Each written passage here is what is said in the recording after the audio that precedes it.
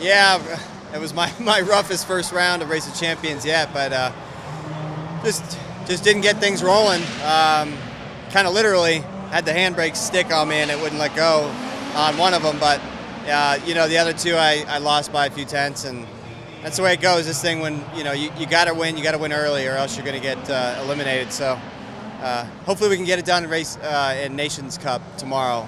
Rossi and I will be teamed up, and hopefully we can get the job done. What's funny about this is that the final right now, it's all the retired guys.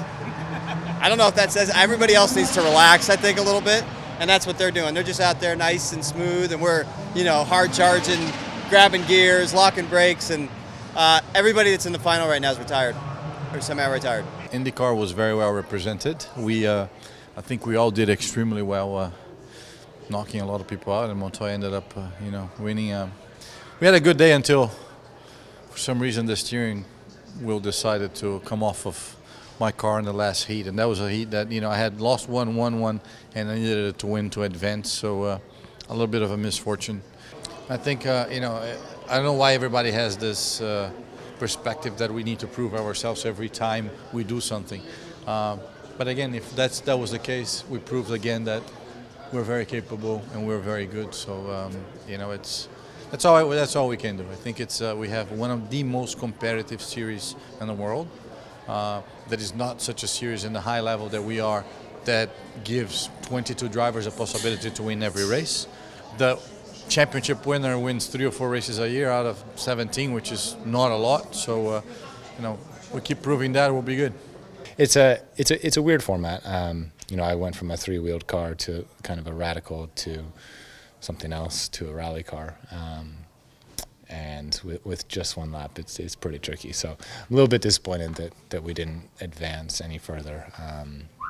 Kind of just as a personal competitive nature that I have. But going forward, tomorrow's the Nations Cup, and that's the big one for us. Obviously, we're here in Miami, we're at home, and we need to represent the U.S. as well as we can. And it's important to us that we beat the rest of the world.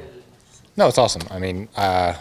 Huge hats off to him. It blows my mind how competitive he is in every single thing that he gets in. He is just good, and that part is pretty spectacular, and it's a huge kind of win for the Rising IndyCar Series to have JPM, who's obviously been a champion and a 500 winner. It's great to have him, represent us so well, considering James and I didn't do it. I mean, the day for me was it was an up and down day. It's an up and down day. We started off well, winning the skills competition in the morning, but the individual challenge went not as smoothly. I lost out to Button, to Tony, and to someone else, Kyle, unfortunately. And it's tough breaks, big hit to the ego. Obviously everybody here is incredibly talented, and most of these guys have been here before. This one's my first, which makes it tough, but. We're learning. So hopefully tomorrow's a bit stronger. Well, it's funny. I mean, I think it's kind of awesome that we claim him as an IndyCar driver, considering he's also done Formula One, NASCAR. He's done a lot of stuff. In fact, I think he spent more time in both of those series than he has in IndyCar. Alex, come on. But he's most recently been an IndyCar driver and an Indy 500 winner, and so we're going to claim him. And for an IndyCar guy to take the top spot today was awesome. It's great that he was up against Tom. I mean, the original TK, he's 15-season veteran of rock, and I think he's won it a couple times. And so it's 2 great guys. Someone made the joke of 2 retired guys already in the finals, but it was cool to watch, and I'm really happy for Juan. I'll tell you, it's really tough because every race, you don't have a warm-up, you don't have anything. You drive 50 yards to the line and you go.